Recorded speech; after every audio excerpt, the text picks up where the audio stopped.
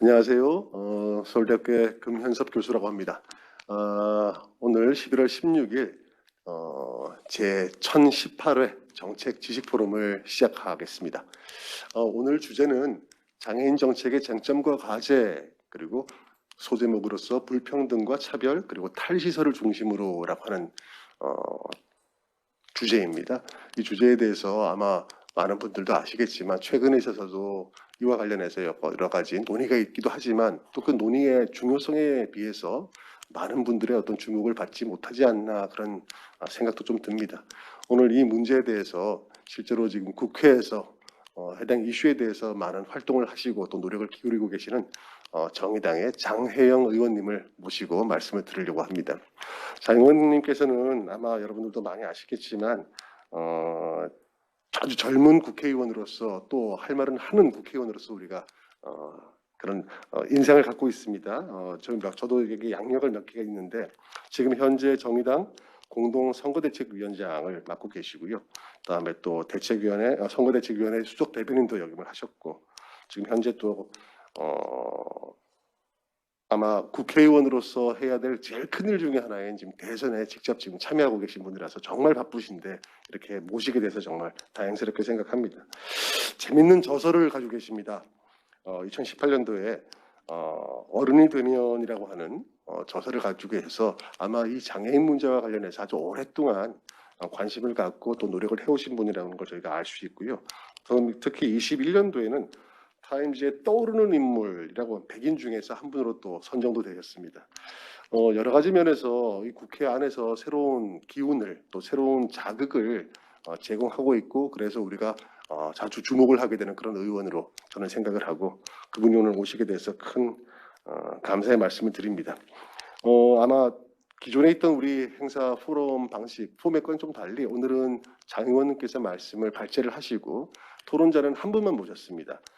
저희 대학원의 최태영 교수님께서 장 의원님의 어떤 주제에 대해서 일정 부분 공유 또는 또 다른 의견을 좀 주시면서 조금 깊이 있는 토론과 다음에 또 리플라이를 우리가 해보려고 합니다. 일단 어떤 두 분 와주셨는데 장 의원님과 최태영 교수님 큰 박수로 맞이해 주시기 바랍니다. 그러면 장 의원님께서 바로 시작을 하시죠. 네. 네, 여러분 반갑습니다. 저는 방금 전에 소개받은 국회의원 장혜영이라고 합니다. 제가 발제를 시작하기 전에 먼저 말을 하는 사람은 마스크를 벗어도 좋다는 이제 말씀을 주셔가지고 이렇게 모처럼 뵙게 됐으니까 여기까지만 보면서 하면 좀 아쉽잖아요. 그래서 네, 마스크를 벗고 그리고 제 순서가 끝나면 다시 쓰는 걸로 하고 이제 이야기를 이어나가도록 하겠습니다. 저는 한 25분에서 30분 정도 이야기를 해도 좋다는 허락을 받았습니다. 사실 이렇게 행정대학원에 와서 말씀을 드리는 것이 저로서는 익숙한 일은 아닙니다. 저는 사실 이 안에서 공부를 하는 사람 입장에서는 제가 공부를 한 이력이 가장 짧은 사람일 가능성이 제일 큽니다.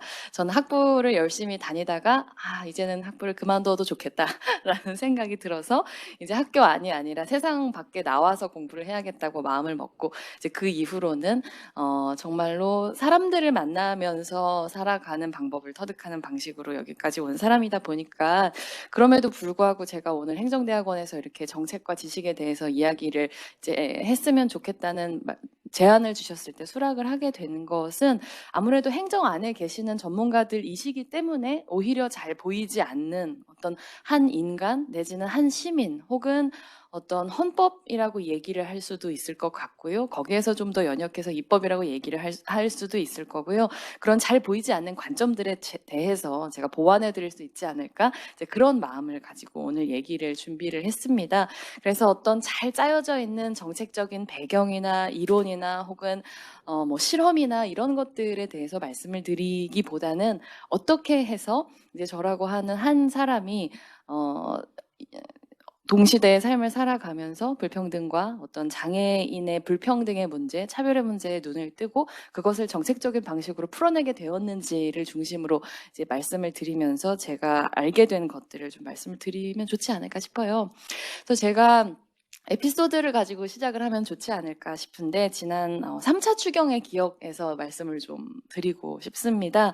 그러니까 제가 국회의원 임기를 시작한 지 벌써 약 2년 정도가 되어 가는데요. 코로나와 함께 21대 국회가 시작을 하게 됐고 제가 지금 활동하고 있는 상임위원회는 국회 기획재정위원회입니다.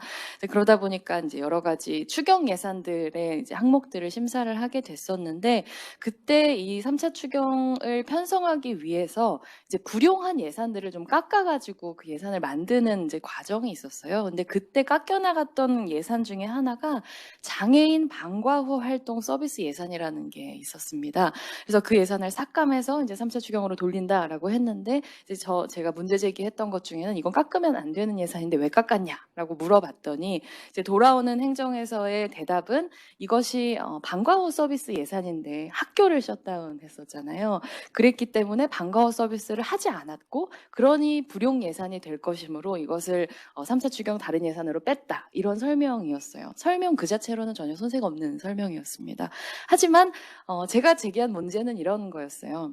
그 방과 후 서비스가 제공되지 않았다고 하더라도 학교에서 그렇게 함께 제공했을 교육과 돌봄의 수요라고 하는 것이 없어지지 않지 않느냐. 그렇다면 그 수요는 어디로 가겠느냐. 아마도 가정으로, 아마도 가정 내 여성의 몫으로 전가되었을 텐데 그렇다면 그 돌봄의 수요를 위해서 만들어진 예산이었다면 긴급하게 사업을 편성하거나 비슷한 예산을 사용하고 있는 사업의 뭔가랄까요. 아무튼 유토리를 발휘해서 그런 이제 융통성을 발휘해서 그 돌봄의 고통을 받고 있는 시민들을 지원을 했어야 하는데 단순히 정말로 너무나 행정적이다라고 하는 말은 칭찬으로 쓰이기보다는 사실 입법의 영역에서는 약간 이제 협소함과 편협함을 지정하는 용어처럼 사용되고 있는 아쉬움이 있습니다만 너무 행정 편의적인 발상으로 그 예산을 전용한 것이 아니냐라는 지적을 했었던 기억이 있습니다. 그래서 제가 특히나 이 비장애인 중심의 국회, 비장애인 중심의 정치 안에서 이 장애인의 권리에 대해서 이야기를 할 때 마주하게 되는 부분은 사실 늘 그런 것들입니다. 늘 언제나 먼저 중요하다고 여겨지는 예산 항목들이 있고 사업들이 있고 혹은 장애인들에 대한 이제 정책과 관련된 예산이라고 하더라도 기존에 성립되어 있는 논리 안에서 조금도 사실은 벗어나기 굉장히 어려운 그나마 양적으로 조금 늘리고 줄이는 문제일 뿐 실제로 패러다임을 전환해 나가는 데 있어서는 상당히 어려움을 많이 겪고 있습니다. 근데 왜 그런 어려움이 발생하는 건지를 저는 굉장히 원래 국회 안에 존재하던 행정 안에 존재하던 정치 안에 존재하던 사람이 아니라 한 사람의 시민으로 가졌던 문제의식을 이제 그 안에서 대변하기 위해서 굉장히 노력을 하고 있습니다. 그리고 어떻게 보면 그건 굉장히 저로서는 자연스러운 일인데요. 그건 이제 제가 살아온 개인적인 이력하고도 좀 관계가 깊이 있습니다. 앞서서 잠깐 제가 썼던 책이나 이런 부분들을 얘기해 주시기도 했는데요. 그 어른이 되면이라는 책, 그리고 사실은 이제 비슷한 제목의, 같은 제목의 다큐멘터리는 저보다 한 살 어린 이제 중증 발달 장애를 가지고 있는 제 동생의 탈시설에 대한 이야기를 제가 그 탈시설 당사자의 가족으로서 같이 경험하고 또 경험한 것뿐만 아니라 그 경험 속에서 어떤 방향으로 이게 바뀌면 좋겠는지를 이제 정리해서 담아낸 이제 그런 작업이었어요. 그래서 저는 87년도생이고 인구학적 이해를 위해서 공개하자면 그리고 딸 셋인 집안의 둘째 딸이고요. 저보다 한 살 어린 제 여동생이 이제 지적 장애와 자폐성 장애를 둘 다 가지고 있는 법적인 개념으로는 이제 발달 장애인입니다.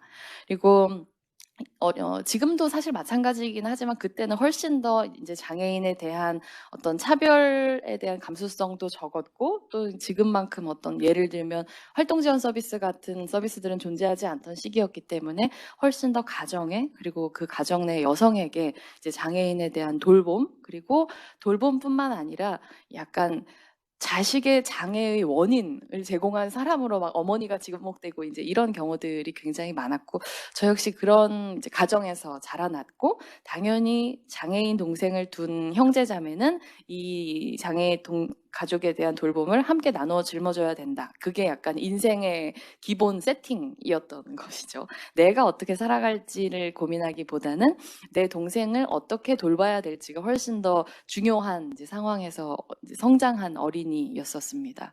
그런 맥락에서 제 동생은 가정 안에 충분한 자원이 없다고 판단한 부모님의 뜻에 의해서 집 근처에 있는 장애인 거주시설로 보내줬고, 그 안에서 제 동생은 대략 13살 때 보내져서 30살 때 저하고 같이 나왔거든요. 그러니까 거의 18년, 19년여의 굉장히 긴 시간을 이제 장애인 거주시설에서 생활을 했던 셈이죠. 그래서 그 시간을 동생의 언니로 살아가면서 했던 고민들이 사실은 제가 지금 정책의 영역에서, 입법의 영역에서 이제 대변하고자 하는 문제의식으로 맞닿아 있습니다. 한마디로 얘기하자면 어마어마한 불평등이 존재한다는 것이 이제 제가 동생의 언니로 태어나서 동생의 삶과 저의 삶 사이에 놓여져 있는 엄청난 이 간극을 보면서 느꼈었던 이제 것이었는데요. 근데 그걸 그렇게 깨닫게 되는 데까지는 사실 굉장히 많은 시간이 걸렸습니다. 저는 그 동생이 겪고 있는 문제가 불평등이라기보다는 이제 동생이라고 자꾸 얘기하니까 개인화되는 것 같아서 장혜정이라고 하는 그 장애를 가지고 있는 당사자가 겪고 있는 문제가 불평등이라는 건 사실 꽤 나중에 깨닫게 됐어요. 그 전에는 굉장히 오랜 기간 그걸 불행이라고 생각했던 것 같습니다. 어느 집, 한 집 털어서 드라마 한 편 나오지 않는 집 없다. 이런 얘기가 있는데, 이제 우리 집 버전의 드라마는 장애구나라고 생각을 했던 거죠. 동생의 장애라고 하는 불행을 중심으로 우리 집이 어떻게 고통받다가 이제 조각조각 분해되는가가 이제 우리 집 드라마다라고 생각하고 굉장히 오랫동안 그걸 개인적인 방식으로 풀어야 한다고 생각했었죠.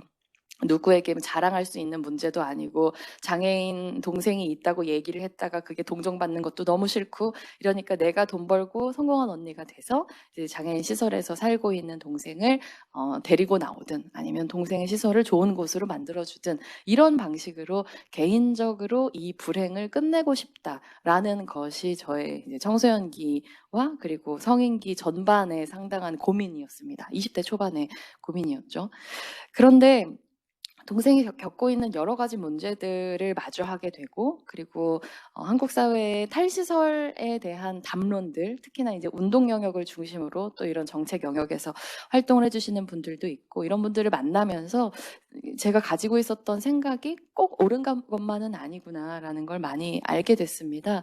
그 결정적인 계기는 사실 제 동생의 시설에서 일어났었던 인권침해 문제를 같이 해결하는 과정에서 느끼게 된 것들이었는데요. 예를 들면 이런 거였습니다. 제 동생이 장애인 거주시설에 보내질 때 저희 부모님이 설명하시는 방식은 이거였습니다. 보건복지부의 설명과도 비슷한 거였는데요. 이제 지역사회는 장애정 같은 중증 발달 장애인이 생활하기에는 너무 위험하고 준비되지 않은 곳이다.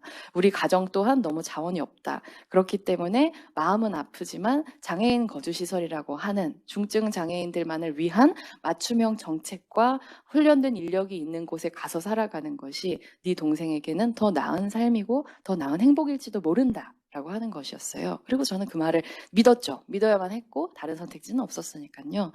그런데 오랜 시간이 지나고 제 동생의 더 나은 돌봄을 제공할 거라고 믿었던 시설에서 사실은 돌봄을 제공하기도 하지만 동시에 엄청난 폭력이 함께 일어나고 있었다는 것, 일상적인 차별이 일어나고 있었다는 걸 알았을 때 그걸 어떻게 조화시키면 좋을지 굉장히 괴로웠고 그것이 그 시설만의 문제라고 생각하고 싶었어요. 근데 그때 만났었던 이 탈시설 운동을 하는 활동가분이 저한테 굉장히 큰 화두를 하나를 주셨는데요. 이런 거였습니다.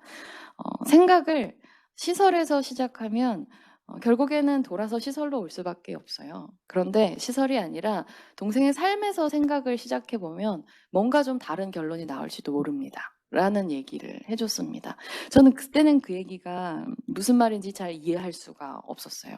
하지만 오랜 시간을 두고 곱씹어 보다 보면 어려운 논문을 읽을 때도 마찬가지잖아요. 처음에는 도통 무슨 말인지 알 수 없지만 자꾸 보다 보면 왠지 그 행간의 함의를 깨닫게 되듯이 생각의 시설에서 출발한다는 거는 그런 거죠. 동생, 우리가 선택할 수 있는 것은 가정이 아니면 시설이야. 집에서 데리고 있을 수 없다면 시설로 갈 수밖에 없어. 아무리 우리가 발버둥 친다고 하더라도 예를 들면 여기는 나쁜 시설이었고 이제는 좋은 시설을 찾아서 찾아가거나 아니면 내가 만들거나 이렇게 시설을 중심에 두고 사고를 하는 방식이었다면 동생의 삶을 중심에 둔다는 건 뭘까를 생각을 했을 때 제가 찾아낸 방법, 답은 이런 거였습니다. 여러분께도 한번 생각해 보시라고, 한번 상상해 보시라고 얘기를 하고 싶어요. 만약 이 장혜정이라고 하는 사람의 삶이 나의 삶이었다고 한다면, 그것이 나의 삶에서 펼쳐진 일이었다고 한다면, 그것은 좋은 삶이라고 나 스스로 말할 수 있을까라는 상상을 한번 해보는 것이었습니다. 그래서 한번 상상해 보시면 좋겠어요. 여러분께서 발달장애인입니다. 중증 발달장애인, 지적장애를 가지고 있고 자폐성장애를 갖고 계세요. 내 가족들하고 13살이 될 때까지는 어떻게든 살아왔는데 어느 날 부모님께서 여러분한테 이렇게 얘기를 하십니다. 너는 이제 네가 지금까지 살았던 우리 집을 떠나고 우리 가족들을 떠나서 네가 단 한 번도 가본 적 없는 곳에서 네가 단 한 번도 만나본 적 없는 사람들하고 평생을 살아야 해. 그리고 네가 아무리 이 결정이 싫다고 하더라도 너에겐 거절할 수 있는 권리는 없어. 사실 이렇게 설명하지 않습니다. 왜냐하면 여러분은 설정상 발달장애인이기 때문에 이런 설명 알아들을 수 있는 사람이라고 생각되지 않는 가능성이 크고 제 동생은 그렇게 여겨졌죠. 그래서 그냥 여러분의 옷가지랑 소지품 몇 개를 챙겨가지고 정말 부모님의 손에 이끌려서 낯선 곳에 가는 겁니다. 여러분 13살이고 아직 중학교에도 가지 않았어요.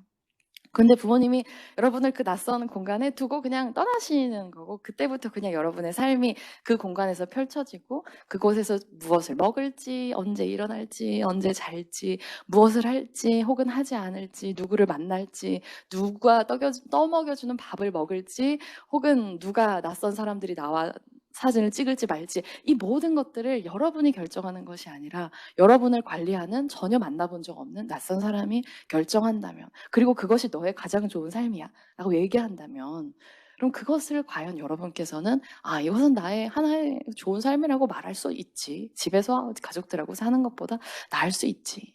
라고 생각하실 수 있을지를 상상해 보시면 제가 충분히 상상할 시간을 드리지는 못했지만 아마도 괜찮은 삶인 것 같아 라고 대답하실 분은 사실 많이 안 계실 거라고 생각을 해요. 그래서 제가 얘기하고 싶은 건 그런 겁니다. 결국에는 우리가 복지를 한다는 것은 우리 헌법이 시민들에게 약속한 이 사회계약을 통해서 이야기한 좋은 삶을 제공하겠다라고 하는 하나의 약속, 민주공화국의 하나의 약속입니다.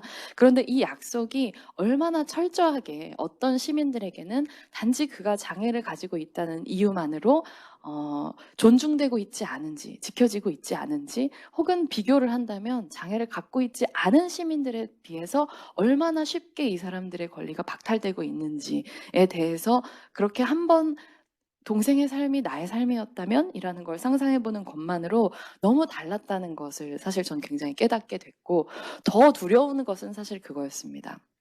전 태어나서 이제 반 우스갯소리, 반 진담, 반농, 반진으로 이 세상에서 아마 엄마 아빠보다 내가 동생을 더 사랑할걸? 이라고 얘기를 할 정도로 굉장히 동생의 삶에 깊이 인벌브되어 있는 사람이었어요. 그런데 그렇게 끔찍하게 사랑함에도 불구하고 그 상상 한 번을 해보는 것만으로 제가 저의 삶을 바라보는 관점과 제 동생의 삶을 바라보는 관점이 어마어마하게 다르다는 것, 어마어마하게 차별하고 있었다는 것을 느끼게 됐습니다. 사실 그게 가장 끔찍한 지점이었고 그게 가장 지금의 장애인 정책이 시행되는 데 있어서도 변화되어야 하는 지점이라고 여전히 제가 이제 강조하고 있는 부분입니다. 불행이 아니라 불평등이다라고 하는 이 테마가 사실 제가 말씀드리고 싶은 이 장애인의 탈시설을 비롯해서 어떤 장애 유무를 떠나서 한 사람의 시민으로서 장애인들이 우리 사회에서 인간다울 존엄할 기본적인 권리를 찾게 만드는 그런 이제 과정에 있어서 가장 중요한 생각이 저는 이거라고 생각을 합니다. 나의 삶을 바라보는 눈으로 기재부 장관이 자신의 삶을 바라보는 눈으로 장애인 거주시설에 18년째 살아가고 있는 중증장애 발달장애인의 삶을 바라보고 있는가. 만약에 여기에 두 가지 다른 관점이 있다면 저는 이건 굉장히 반헌법적인 거라고 생각하거든요. 왜냐하면 헌법에서는 그런 구분을 두지 않았습니다.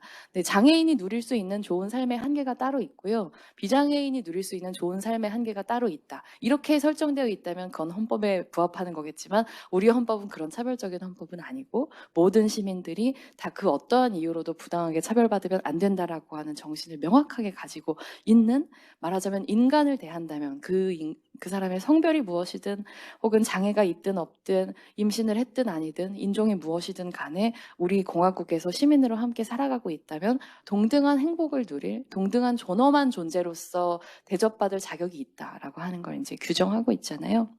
근데 제가 그래서 이런 문제의식을 느끼고 나서는 이렇게까지 자기 내면에 존재하는 차별을 마주하고 나면 뭔가 인간은 합리화를 하던가 아니면 행동을 하던가 둘 중에 하나를 이제 해야 하더라고요. 그래서 저의 경우에는 말하자면 이런 건데요.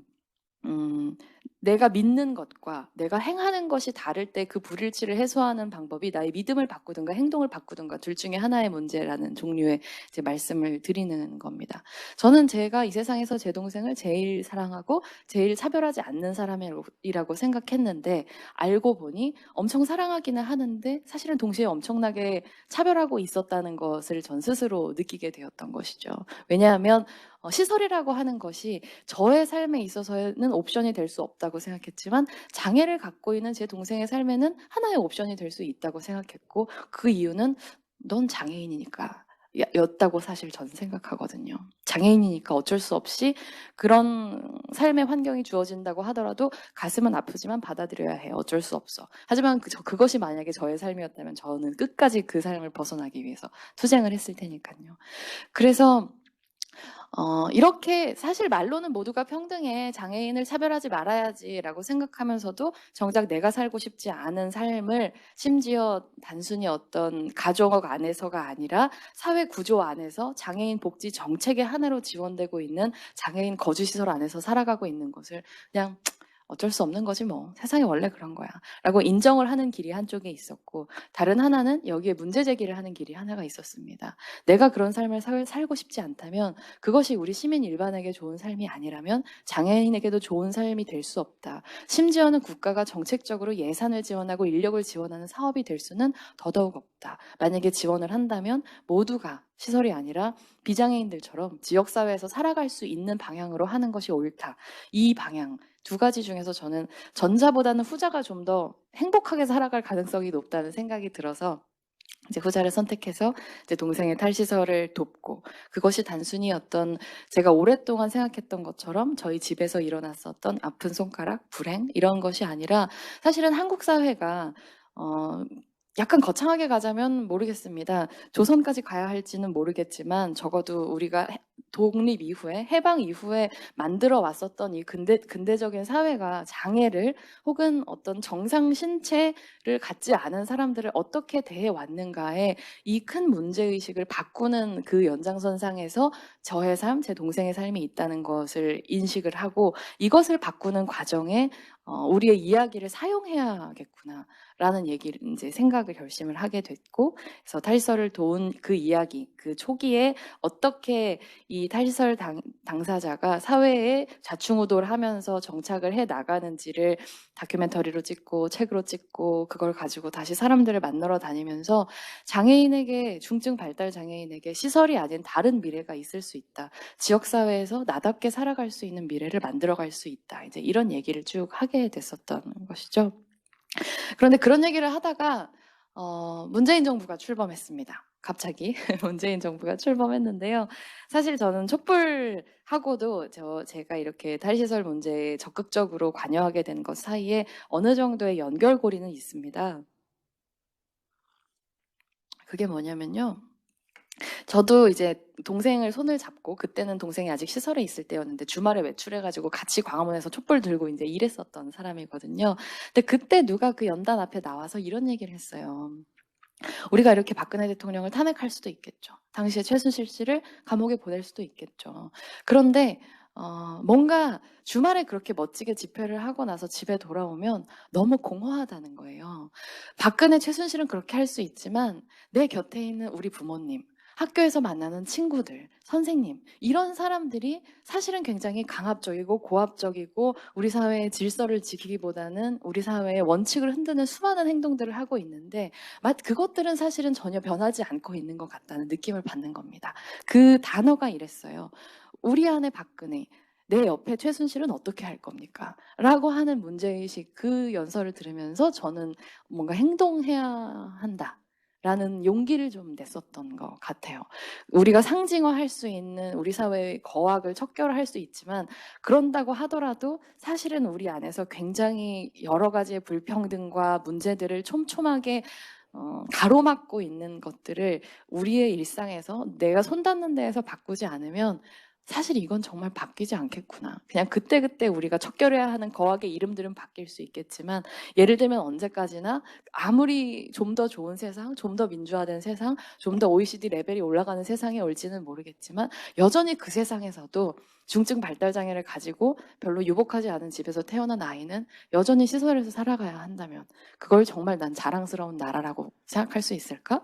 그것이 내가 정말로 인간다운 사회에 살아가고 있다고 말할 수 있을까? 이런 종류의 성찰이 저에게도 전해져 왔었고 그 동력이 사실은 저는 지금도 우리 사회를 많이 바꾸어 나가는 문제의식들이라고 생각합니다.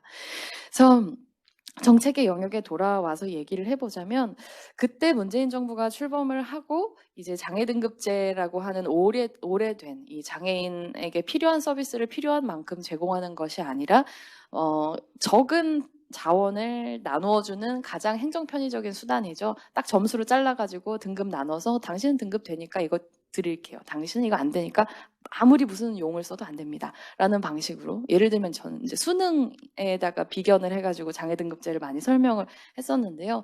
우리 집 앞에 있는 모든 학교들이 다 서울대 같으면 수능시험 1등급 받기 위해서 그렇게 노력하지는 않을 건데요. 명문대학교라고 하는 모두가 가고 싶은 자원 요만큼 만들어 놓고 이걸 가지고 사람들을 분배를 해야 하니까 등급으로 나누고 점수로 나누고 아무리 거기에 가야 하는 필요성이 있고 가고 싶은 사람이 있어도 너는 미안하지만 1등급이 아니니까 갈 수 없어 라고 얘기하는 그 방식 그대로가 장애인 정책에 있어서의 예산을 배분하고 서비스를 받을 권리를 배분하는 방식이었죠. 근데 그걸 없애고 그리고 뭐 발달장애 평생 대책 종합 케어 아무튼 이런 굉장히 이름만 들으면 엄청 혹하는 이제 그런 포용 국가의 정책을 문재인 정부에서 발표한다고 하면서 굉장히 열심히 그 장애인 탈시설 정책을 위해서 싸우셨던 분들과 함께 저와 제 동생을 같이 청와대 영빈관에 초대를 해주셨어요. 그래서 그때 저는 이제 딱 앉아가지고 7글자가 나오기를 기다렸습니다. 탈시설, 통합교육. 이 7글자가 나오면 이건 찐이고 안 나오면 이건 가짜다라고 생각을 했는데 사실 네 제가 들었었던 거는 안타깝게도 찐이기보다는 가짜에 가까웠습니다. 그리고 이제 제가 근데 너무너무 이해할 수 없었던 건 이런 거였어요.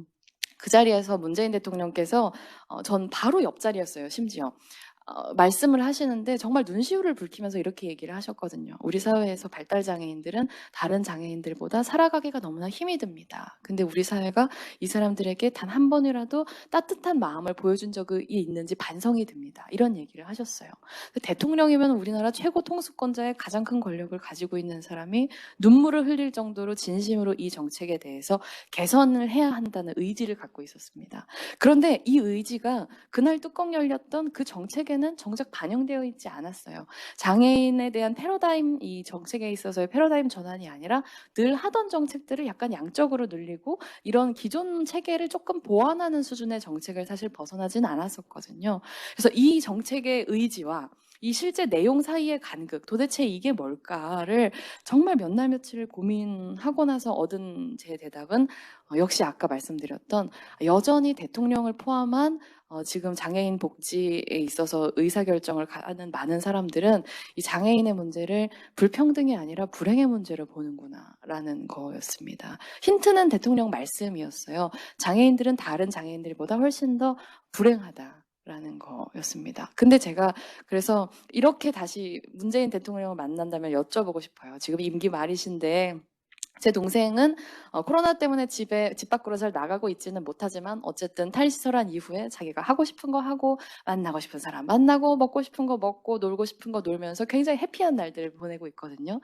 하지만 이제 코로나 이후에 한국 정말 어려웠죠. 문재인 대통령 정말 고생 많으셨을 거라고 생각합니다. 그럼 지금 딱 두 사람한테 전화를 걸어가지고 누가 더 행복한지를 물어봤을 때 제가 보기에는 문재인 대통령보다 제 동생이 행복할 확률이 사실 훨씬 더 높다고 생각하거든요. 요는 행복이라는 것 혹은 불행이라는 것은 정책의 기준이 될 수 없는데 여전히 그것을 정책의 기준에 두고 장애인의 삶은 절대로 아무리 행복해져도 비장애인보다 행복해질 순 없어. 그게 바로 정책을 규정하는 기본적인 언어이고 이 비장애인보다 불쌍한 사람들, 불쌍하게 살고 있는 사람들을 좀 도와주자 안에서 정책을 수행하고 있기 때문에 아무리 최고 의사결정권자가 이 정책에 대해서 의지를 가지고 있다고 하더라도 지금까지 써왔었던 어떤 관행적인 사회복지 지출 이상의 어떤 획기적인 예산 수반을 하는 정책을 도전해 봐야겠다는 생각조차 하고 있지 못하다라는 것이 이제 그 간극에서 답을 찾는 이제 저의 답이었습니다. 근데 불행이 아니라 불평등이라고 바라보면 사실 할 수 있는 것들이 훨씬 많이 있거든요. 예를 들면 이런 겁니다. 3살짜리 아이한테 너 뭐가 되고 싶니? 라고 물어봤을 때 대통령이요 라고 하면 우리는 박수를 쳐줍니다. 근데 제 옆에 있는 중증 발달장애를 가지고 있는 사람에게 너 뭐가 될래? 대통령이요 라고 대답하면 아유 장애인이 어떻게 대통령을 해? 라고 대답을 합니다. 어떤 종류의 완전히 다른 기회의 불평등, 자원의 불평등, 어쩌면 훨씬 더 많은 자원을 주고 그리고 많은 기회를 가진다면 훨씬 더 비장애인과 같은 지역사회에서 같은 뭐랄까요? 다른 단어가 생각이 나지 않네요. 같은 환경 속에서 충분히 살아갈 수 있는 사람들을 이미 어차피 살아갈 수 없어. 저 사람들은 불행하고 딱한 사람들이니까 딱 도와주기는 해야 해. 하지만 우리하고 정말 똑같아 치는 건 안 되지. 똑같은 초등학교를 다닐 수는 없지. 똑같은 중학교를 다닐 수는 없지. 나랑 똑같은 아파트에 살 수는 없지. 장애인이잖아. 라고 하는 이 관점을 벗어나지 않으면서 정책을 아무리 수행한다고 하더라도 그 불평등은 사실은 해소될 수 없는 관점의 불평등을 수반하기 때문에 해결되지 않는 문제라는 저는 생각이 들었던 겁니다. 그래서 예를 들면 저는 이제 최근에 복지부 장관님을 만나서 정부가 그래도 문재인 정부가 한 일이 있죠. 이 장애인 탈시설 정책이라고 하는 것을 적어도 국정과제의 하나로 설정을 하고 그리고 이에 대한 로드맵을 사실 진작에 발표를 했어야 되지만 최근에 이제 임기를 앞두고 나서 발표를 하기는 했습니다. 물론 그 안에도 탈시설이라고 하는 그 용어 그 자체를 쓰는 것을 주저한다든가 탈시설에 필요한 어떤 지역사회로의 대전환 그리고 두 가지잖아요. 하나는 장애인들이 적응할 수 있게 해줘야 되는 거고 다른 하나는 비장애인들이 같이 살 준비를 해야 된다. 이 두 가지 사이드가 다 있어야 되는데 굉장히 협소하게 이 탈시설이라고 하는 것을 마치 주거권의 문제인 것처럼만 축소해서 공간적 이동에 대한 지원에 한정해서 굉장히 적은 예산을 책정한 것 이런 종류의 문제들이 굉장히 많이 있습니다. 근데 제가 말씀드리고 싶은 것은 이런 거예요. 어떤 나라가 우리나라가 이제 올해 유엔에서 인정한 선진국이 됐다고 하는데 그 나라의 국격을 결정하는 사람이 저는 박지성이거나 김연아거나 BTS거나 문재인이어서는 안 되고요. 우리가 이름도 모르는 예를 들면 저는 코로나 시기에 가장 처음 코로나에 걸려서 돌아가신 청도 대남병원에 계셨던 폐쇄 정신병동에서 20년여를 살다가 오히려 코로나 때문에 그 사람의 존재가 드러나게 됐었던 그 분의 삶이라고 생각합니다. 우리가 어떤 나라인지를 규정하는 것은 가장 행복하고 가장 힘 있는 사람들이 아니라 가장 권리를 존중받지 못하고 가장 소외되어 있는 사람의 삶이 지금 우리 국가의 복지의 현주소다. 그렇게 생각하고 우리가 이 다음에 정책을 만들어 가는 것과 정말로 기계적인 어딘가에 중립 혹은 가장 잘 살아가고 있는 누군가의 삶을 복지의 기준, 정책의 기준으로 둔 것과는 너무나 다른 삶을 살아가게 될 거다. 이제 이런 생각을 많이 하게 되고요. 이런 얘기를 뭐랄까요? 입법의 과정에서 기획재정위원회에서 혼자 하고 있을 때 약간 이상한 나라의 앨리스가 된 것 같은 기분을 많이 느낍니다. 약간 듣고 계신 기재부 장관님과 차관님들의 표정이 어떤 표정을 지어야 될지 모르겠다. 약간 이런 얼굴일 때가 많아요. 단 한 번도 이렇게 생각해 보신 적이 없는 거죠. 그분들은 자신들이 공리주의자라고 생각하시겠지만 저는 그분들이 물론 공리주의자이기는 할 것이나 삶의 관점에서 정말로 국가가 곁에 있어 주어야 하는 국가의 존재 이유를 묻는 시민의 관점에서 정책을 상상하고 그 의미를 상상하는 것을 너무 오랫동안 놓쳐버린 것은 아닌가 이런 감수성을 사실은 저는 일깨워드리고 싶다는 마음으로 국회에서 많이 이런저런 말씀들을 드리고 있습니다. 그래서 약간 이야기가 하다 보니까 좀 중언부언 됐는데요. 저는 중언부언 하는 게 오늘은 좀 중요하다라는 생각을 합니다. 탈시설을 위한, 탈시설이라는 단어도 뭐 시설에 대한 반성을 포함하기 때문에 탈시설이라는 단어를 반드시 사용해야 한다라는 관점에서 국회에서 여러 가지 노력들을 기울여 나가고 있는데요.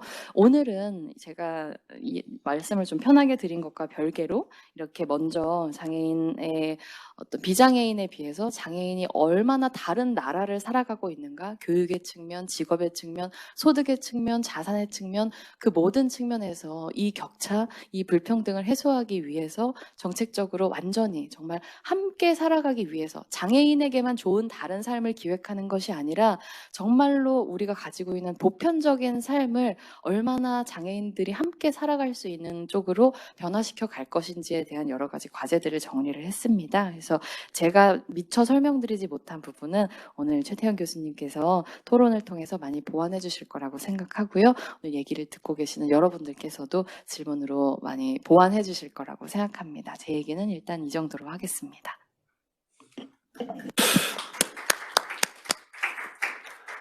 감사합니다. 약간 느낌이 아마 들으시는 분들 테드 본 느낌이시잖아요, 그죠? 아주 퍼스널한 경험에서부터 시작을 해서 그를 통해서 사회적인 어떤 메시지까지 아주 스무스하게 아주 잘 말씀해 주신 것 같습니다. 제가 하나 소개하면서 빼트려 먹은 것 같은데 장관님께서 옛날에 영화 만드셨잖아요. 네, 그래서 그러신지 훨씬 더 뭐라고 할까요? 이 전달력이라고 하는 것이 대단하신 것 같습니다. 오늘 주제에 대해서 최태원 교수님도 이제 꽤 많이 고민을 하시고 토론을 준비하셨는데 그럼 최 선생님 토론을 듣겠습니다. 예, 사실 제가 토론을 하기보다는 의원님 말씀을 계속 더 들었으면 좋겠다는 생각이 들었습니다. 이런 상황이 발생할까봐 오늘은 토론자도 한 명만 제가 시간을 짧게 하기 위해서 저 혼자 하겠다고 했는데 토론을 준비하다 보니까 말이 좀 많아진 것 같아요. 예, 아무튼 바쁜 일정 가운데서 또 이렇게 중대한 주제를 가지고 발표를 해주신 의원님께 다시 한번 감사드리고요. 사실 오늘 토론은 장애인 당사자분 중에 한 명을 모시면 어떨까 하는 생각을 했었는데 아까 같은 맥락에 따라서 그냥 제가 토론을 하게 됐습니다. 사실 이게 의원님을 섭외한다고 하니까 누군가가 우리나라에서 의원은 축사를 하지 누가 발표를 하냐 그래가지고 뭘 핀잔을 줘가지고 내가 아직도 세상 물정 모르는구나 그랬는데 이렇게 와주셔서 정말 감사드립니다. 이게 오늘 이 발표문을 보면 의원님께서 3가지 주제를 제시해 주셨어요. 첫 번째로는 장애의 정의 문제고요. 두 번째로는 불행에 대한 연민이 아닌 시민으로서의 권리 접근이고 세 번째로는 장애인 탈시설이었습니다. 이 세 주제는 사실 장애인 정책에 익숙하지 않은 분들에게는 좀 생소하면서도 굉장히 도전적인 논쟁점들일 것이라고 생각이 됩니다. 그리고 개인적으로도 정말 많은 생각을 하게 하는 발표였어요. 이 토론문을 몇 번을 수정했는지 모르겠습니다. 제가 보통 이 정책지시포럼 토론을 맡으면 토론문은 일필휘지 하는데요. 이거는 시간이 있었다면 아마 더 수정을 했을 것 같습니다. 우리 조교한테서 독촉을 받아가지고 결국 냈는데 무슨 문제냐면 저는 이 3가지가 고민됐어요. 일단 관점 있고 장애인 정책이나 탈시설을 바라보는 근본적인 관점의 문제가 있고 그 관점을 담아내는 언어의 문제가 있습니다. 그 다음에 그 언어를 조합해서 어떤 대안을 제시할 것이냐 하는 이 3가지가 문제인데 이거를 한꺼번에 묶어내는 것이 굉장히 어려웠어요, 사실은. 그래서 고치다가 이제 시간에 맞춰서 제시를 했는데요. 몇 가지 논점들이 있습니다. 우선 학문적 논점들을 말씀을 드리자면 첫 번째로 이 장애인 정책 그리고 탈시설에 대한 논의는 소위 말하는 우리 정책학에서 소위 말하는 정책 대상 집단 및 정책 아이디어의 사회적 구성에 대한 문제를 환기시켜준다고 생각합니다. 그러니까 우리가 생각하는 어떤 정책적 관념이나 그 집단이 고정되어 있는 것이 아니라 사회적 변화에 따라서 지속적으로 재구성돼야 된다는 것이죠.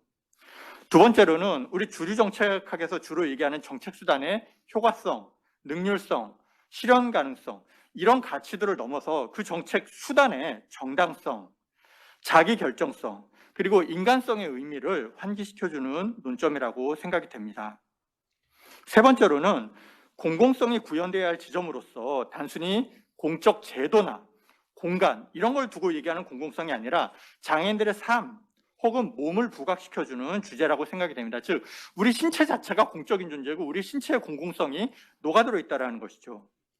마지막으로 시설이라는 것이 생각해보면 참 특이한 공간입니다. 이 시설은 국가에 의해서 물론 민간에서 하지만은 국가의 보증을 받은 운영이 되는 것으로서 국가로서의 공적 영역에 속하는 거예요. 그런데 그 국가로서의 공적 영역에 속함으로써 아이러니하게도 열려 있음으로써의 공적 영역에서 배제되는 시민 혹은 인간의 모습을 보여준다는 점에서 정책하기에 많은 도전이 된다고 생각이 됐습니다. 실천적 논점에 대해서 말씀을 드리자면 이 정책 목표에 대한 그 장애인들을 포용할 수 있는 사회 뭐 이런 식으로 표현이 돼 있잖아요. 그런 정책 목표에 대한 역사적인 사회적 동의에도 불구하고 왜 언제나 보다 열등한 차선책이 정책 수단으로 채택되고 유지되는가에 대한 질문을 우리가 던지게 만든다고 생각을 했습니다. 그리고 이런 현상을 둘러싼 정치 경제적 구조를 우리가 어떻게 변화시켜 나갈 것인가에 대해서 관리적 관점에서 그리고 전략적 관점에서 그리고 인간주의적 관점에서 고민을 하게 만드는 발표였다고 생각이 됩니다. 이게 어려운 게 관리적 관점과 전략적 관점과 인간주의적 관점에서의 답이 다 달라지는 거예요.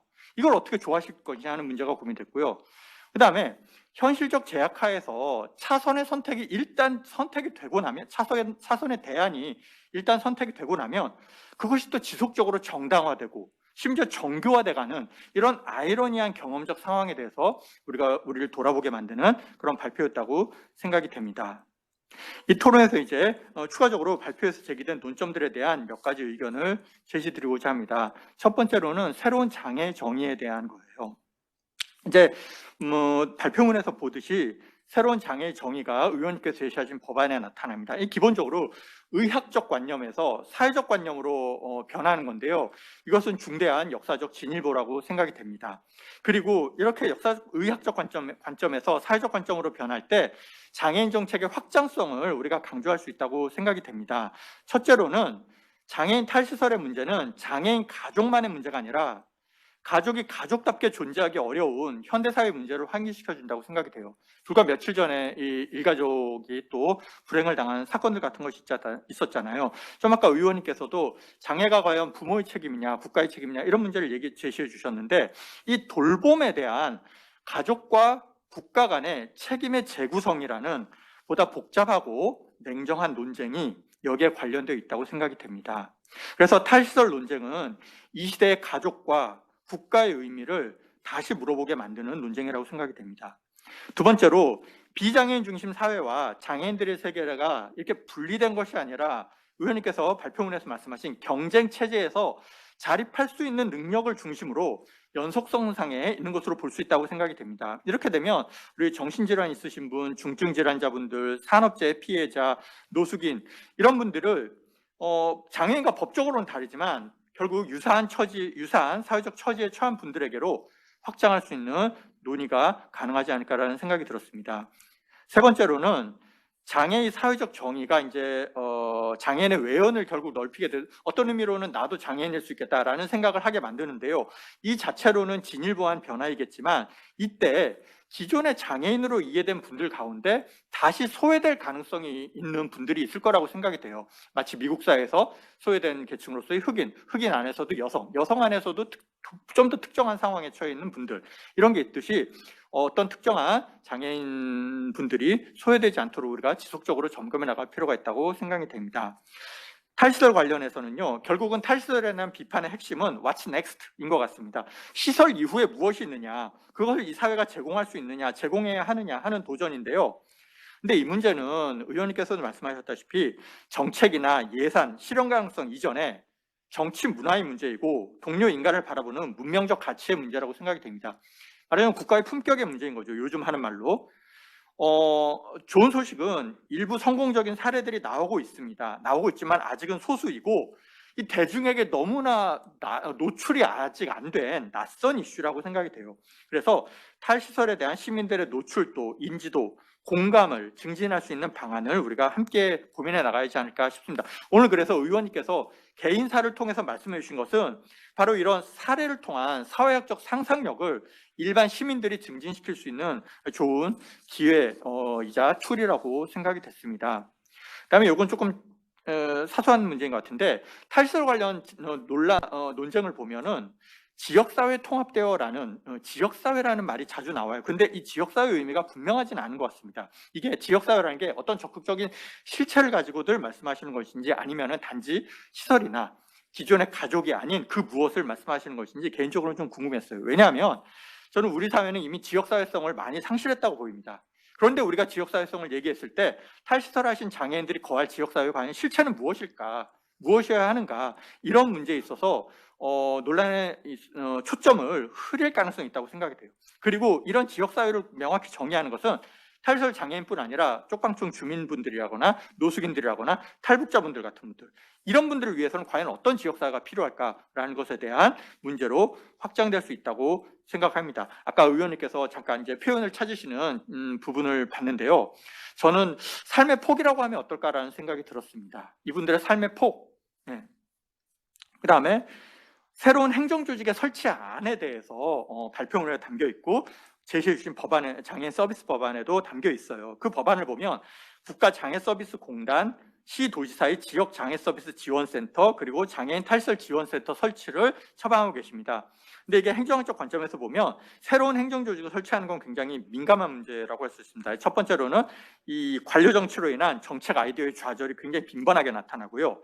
그다음에 직접 서비스 예산과 이렇게 간접적인 행정 비용 간 비율이 어떻게 되느냐 하는 거는 결국 이 정책의 사회적 정당성의 문제로 연결될 가능성이 있고, 그다음에 여러 조직이 생겼을 경우에 조직 간 조정의 문제가 발생하기도 합니다. 그래서 이 기존 조직을 통해서 집행을 할 때 우선순위에서, 장애인 정책의 우선순위에서 밀리는 문제와 새로운 조직을 설치 운영하면서 발생하는 행정적, 사회적 비용 간의 형량은 우리가 계속 논의해 나갈 필요가 있지 않을까라는 생각이 들었습니다.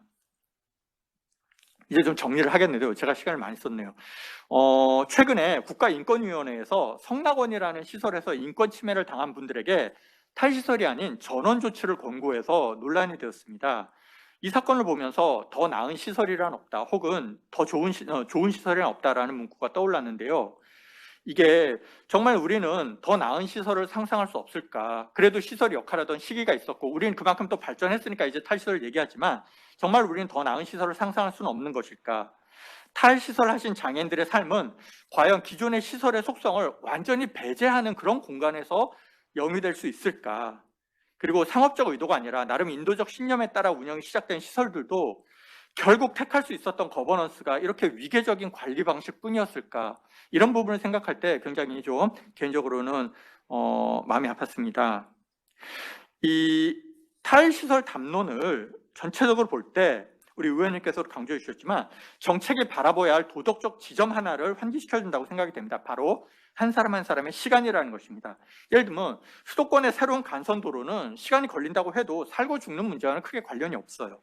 그러나 오늘도 원하지 않는 시설에서 원하지 않는 하루를 시작해야 하는 한 사람 한 사람에게는 이 시간이라는 건 그분의 삶 그 자체라는 것입니다. 지난 8월에 정부에서 20년씩의, 그러니까 2041년까지의 탈시설 로드맵을 발표했습니다.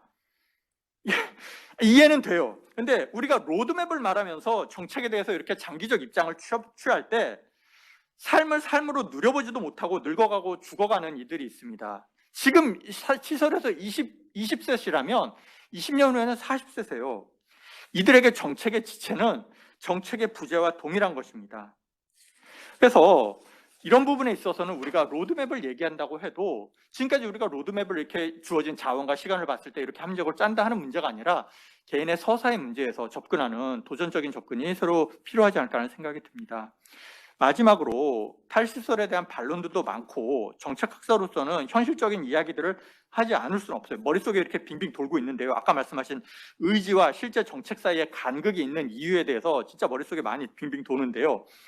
동료 시민의 입장에서는 아담 스미스나 마사 누스바움이 말한 그런 동료 시민으로서의 동정과 연민을 느끼지 않을 수 없는 것 같고요.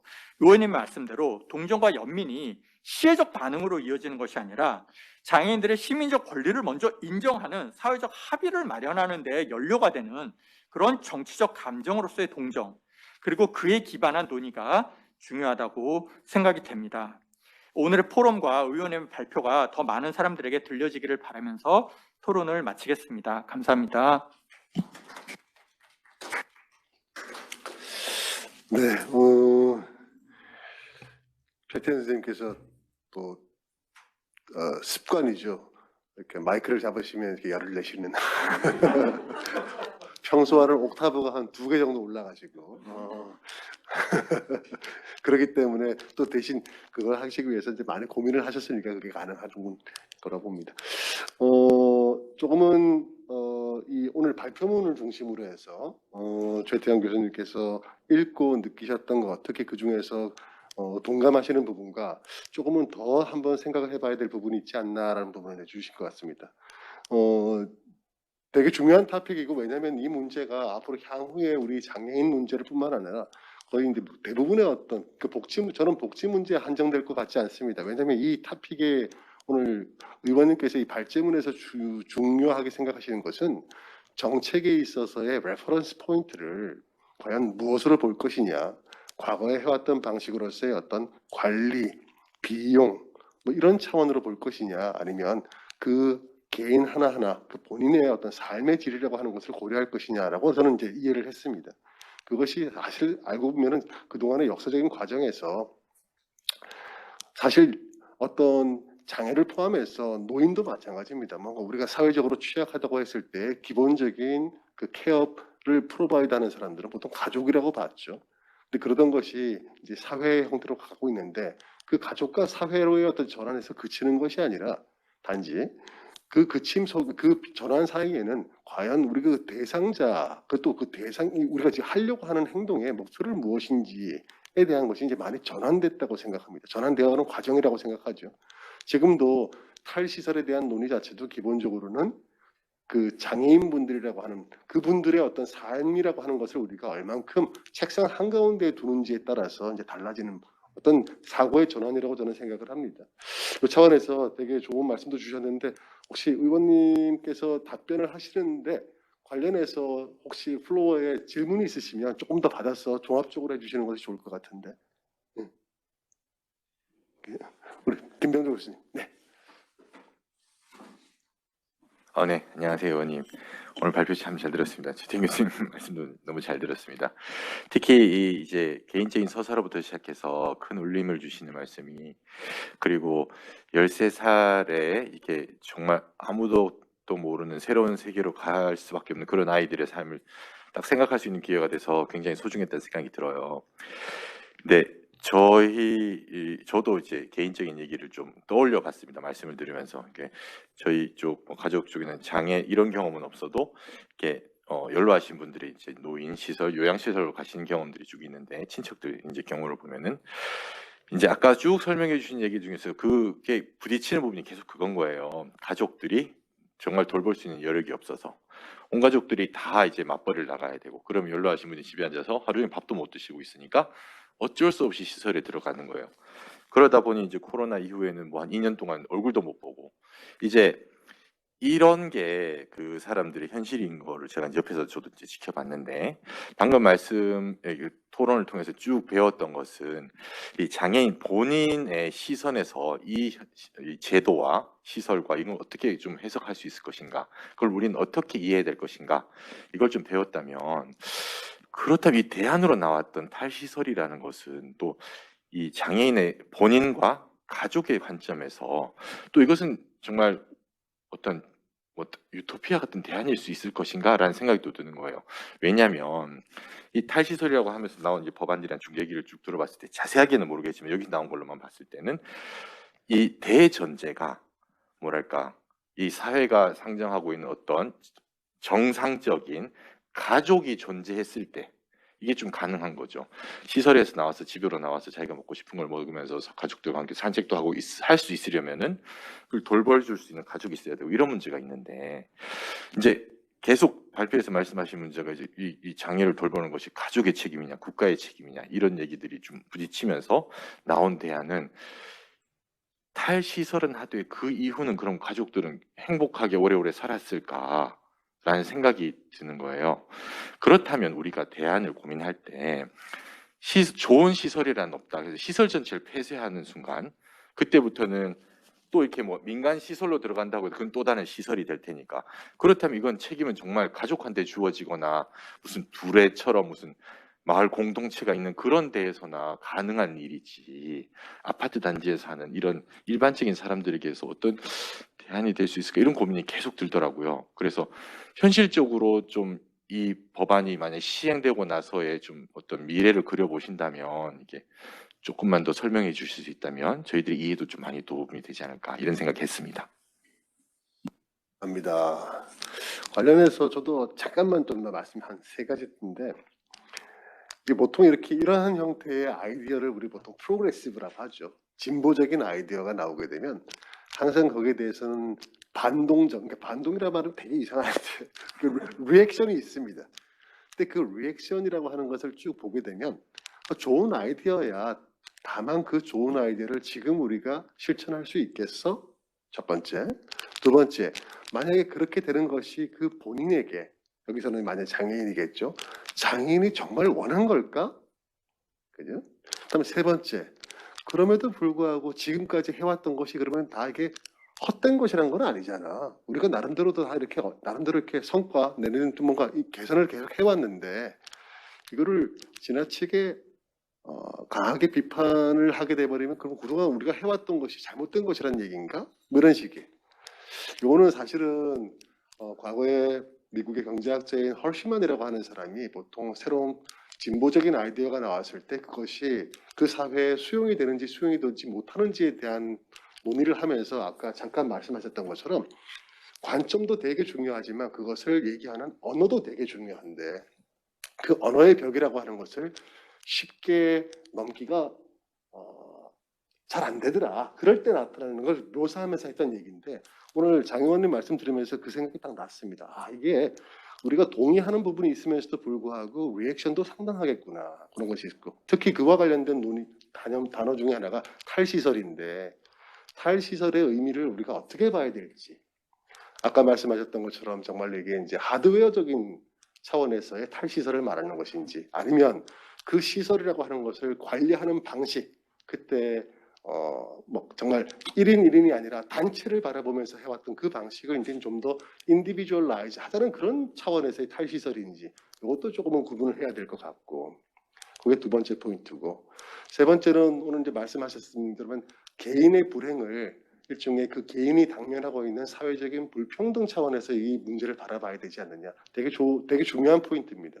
포인트인데 사실 이게 불평등이라고 하는 것에다가 이제 가치를 넘게 되면 이제 그렇게 되지만 우리가 사실 더 우려하는 것은 사회적으로 만들어 놓은 일종의 어떤 그 그룹핑, 카테고리들을 가지고 차별하기 때문에 문제가 발생하는 것이거든요.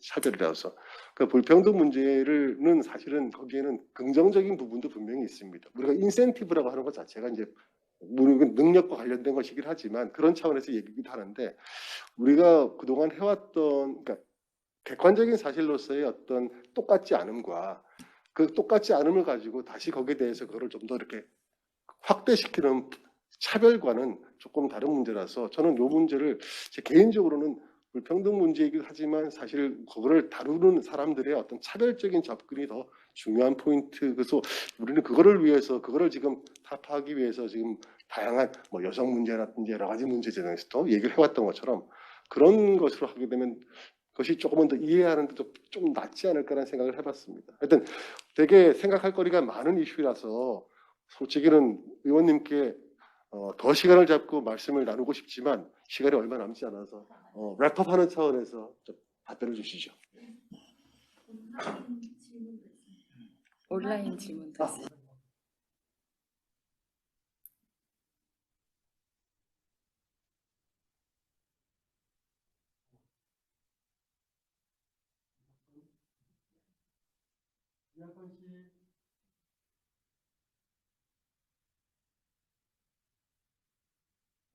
네, 안녕하세요. 혹시 제가 잘 소리가 들리진 않는데 혹시 제가 뭐 바쁘신 와중에 조금 참관해서 궁금증이 생겨서 말씀드렸습니다. 오늘 점심시간 할애해주셔서 이렇게 열정적으로 해주셔서 감사하고 저도 잘 들었고 강영 의원님이랑 또 다른 토론자 최 교수님과 뭐 기타 힐러 분들께도 잘 들었습니다. 그래서 저는 그냥 제가 개인적으로 전 사회복지학과 대학원생인데요. 그래서 그냥 들은 의문점이 저는 특수교육과에 대해서도 이제 제가 뭐 개인적으로 뭐 공부도 해보고 연구도 해보고 이러면서 그냥 통합교육에 대해서 좀 질문이 있는데 특히 그 장혜영 의원님께서는 뭐 당사자의 주변이다 지인 그리고 친지로서의 어떤 정체성이 있으시고 그래서 그런 의미에서 이제 직접적인 답을 좀 해줄 수 있을 것 같고 다른 분도 이제 네, 얘기를 해줄 수 있을 것 같은데 토론자님이라든지 근데 일단 제 질문은 사실 저는 통합교육이 과연 정말 평등의 관점에선 그럴 수 있지만 정말 그 장애인 당사자분들의 행복과 실질적인 사회 활동이나 이런 등등에 도움이 될까라는 조금 궁금증이 있어서요. 사실 저희가 공정성 얘기하면 그 필요, 형평, 평등이 있다고 저는 좀 배웠는데 이제 평등도 있지만 성평도 있고 또 역량 개발하는 그런 역량 강화를 하는 것도 있고 또 필요에 있어서의 지원 이런 것도 저는 일단 배워봤습니다. 그래서 사실 결론을 말씀드리면 저는 이제 필요에 있어서 어떤 그들만의 언어, 어떤 소통, 뭐 청각장애, 시각장애라든지 그런 그들만의 역량 이런 걸 통해서 그냥 그들만의 어떤 그 체계 속에서 자신들만의 역량을 강화를 나름 한 다음에 강점 강화적인 특성도 있을 수 있고요. 그래서 그렇게 특수한 교육을 받은 다음에 본인의 특수한 정체성이나 특수성을 강화를 해서 역량 강화를 한 다음에 이제 사회에는 어떻게 보면 어쨌든 사회 활동에는 참여를 하고 제약을 해소를 해서 자신의 역량과 강점을 강화를 해서 사회에 참여를 하고 경제 활동을 할 수 있는 이런 식으로도 이제 교육 체계가 이제 구성이 되어서 이제 진행이 될 수도 있다고 생각을 했는데 그런데 이제 의원님께서는 당사자의 주변인으로서 직접적인 관련성이 있으시면서 이제 말씀을 좀 하시던 저는 이제 저도 좀 사회복지계 입장에서 공부를 해보니까 뭐 헬시장하는 이제 장애계도 그렇고 노인 쪽에서도 조금 이뤄지고 있더라고요. 그 에이징 인 플레이스 등으로 인해서. 네, 그래서 이제 그런데 이제 통합교육에 대해서는 조금 궁금증이 생겨서 좀 길었지만 네, 감사합니다. 그 질문 드리게 되었습니다. 감사합니다.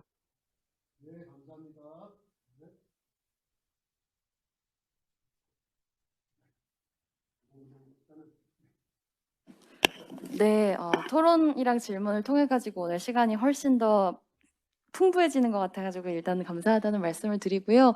그 교수님 그리고 이학건님까지 얘기해 주시는 걸 들으면서 제가 일단 떠오른 한 문장은 충분한 보편 이후의 특수를 논해야 한다는 얘기를 좀 드리고 싶어요. 일단 마지막에 들은 얘기부터 먼저 말씀을 드리자면 저는 이제 통합교육의 얘기를 할 때 많은 사람들의 머릿속에 있는 건 우리가 보통 지금 이제 제 눈에 보이는 분들 가운데에서는 제가 잘못 패싱하는 걸 수도 있지만 다 웬만하면 비장애인, 우리 사회 기준으로 비장애인인 사람들이 앉아 있고 교육이 중심이 비장애인이니까 비장애인으로 가득한 교실에 장애인이 몇 명 있는 그림. 이게 저는 우리가 생각하는 통합교육의 그림일 거고 그렇게 가기에는 좀이라고 생각을 하게 되지 않을까라고 봐요. 그런데 저는 일단 장애인의 사회 통합에 있어서 왜냐하면 지금은 거의 분리된 사회를 교육 단계에서부터 살아가니까요.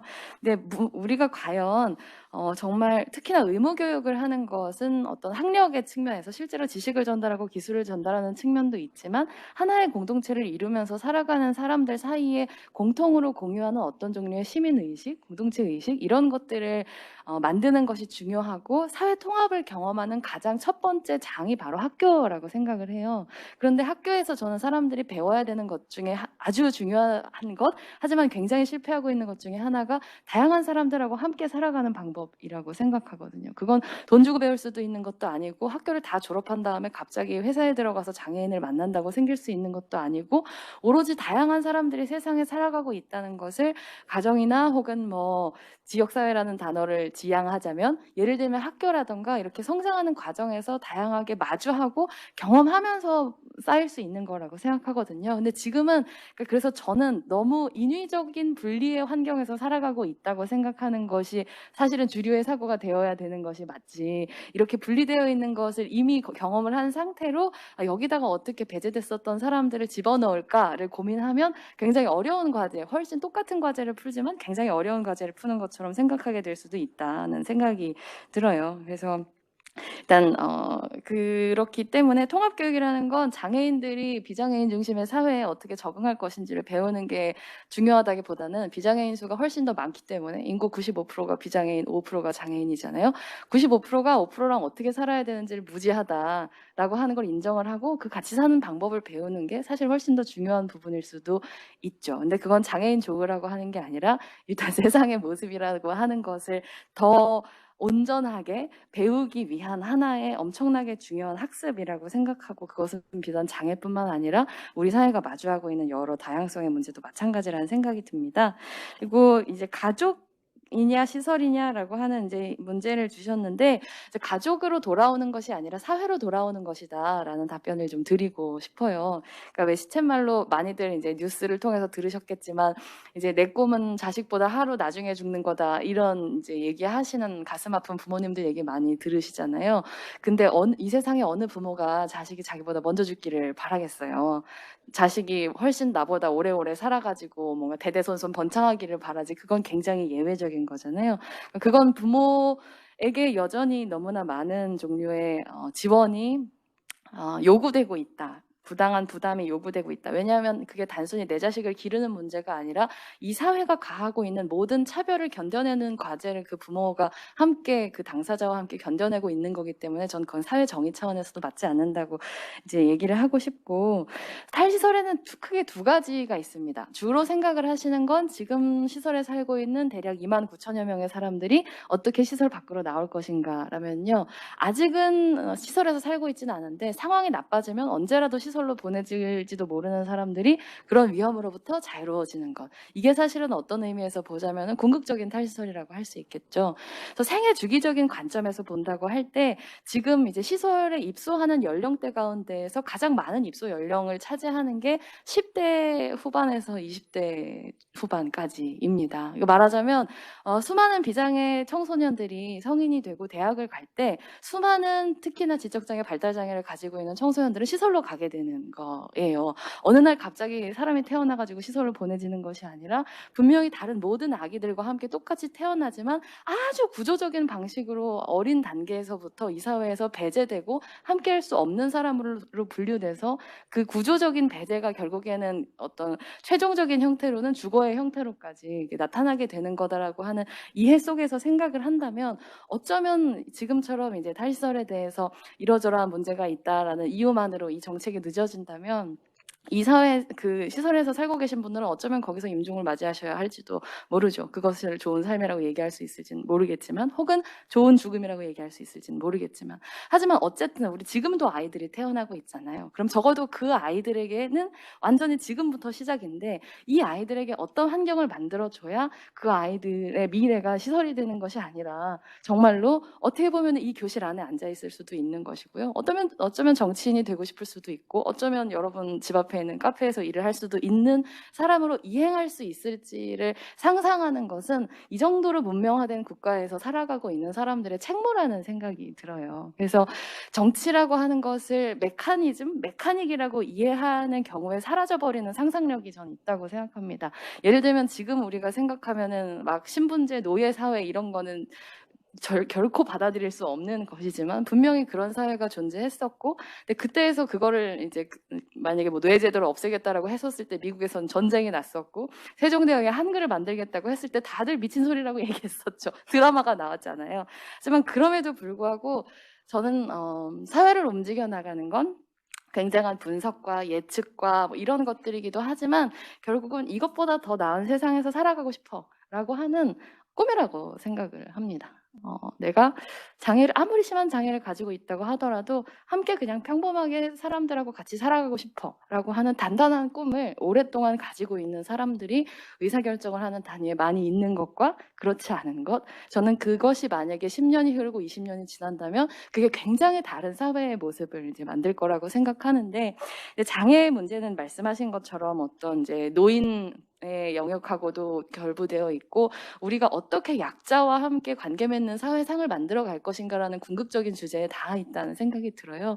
근데 거기에 있어서 지금까지 우리는 배제라고 하는 것을 마지막 수단이 아니라 너무 첫 번째 수단으로 써오지 않았나라는 생각이 듭니다. 그래서 눈앞에서 보이지 않게 치워놓고 문제는 이제 없어라고 생각해 왔지만 그 문제가 다시 굉장히 적나라한 방식으로 돌아오고 그걸 경험한 게 전 코로나였다고 생각을 해요. 그 코로나 바이러스를 통해서 가장 먼저 돌아가신 청도대남병원의 정신장애 당사자, 그 사람이 안전하지 않으면 서울대학교 행정대학원에 앉아있는 우리도 안전하지 않다라고 하는 이 엄청나고 무섭기까지 한 연결의 감각을 다시 회복할 기회를 저희는 좀 가졌다는 생각이 들고, 이런 불확실하고 어려운 시기에 가장 연약한 사람도 안전하게 살아갈 수 있는 관습을 가지고 있는 부족이라면 그보다 훨씬 강인한 사람들도 굉장히 잘 살아갈 수 있고, 그리고 굉장히 자랑스럽게 매일매일 그래도 우리 꽤 괜찮은 사람들 아니야?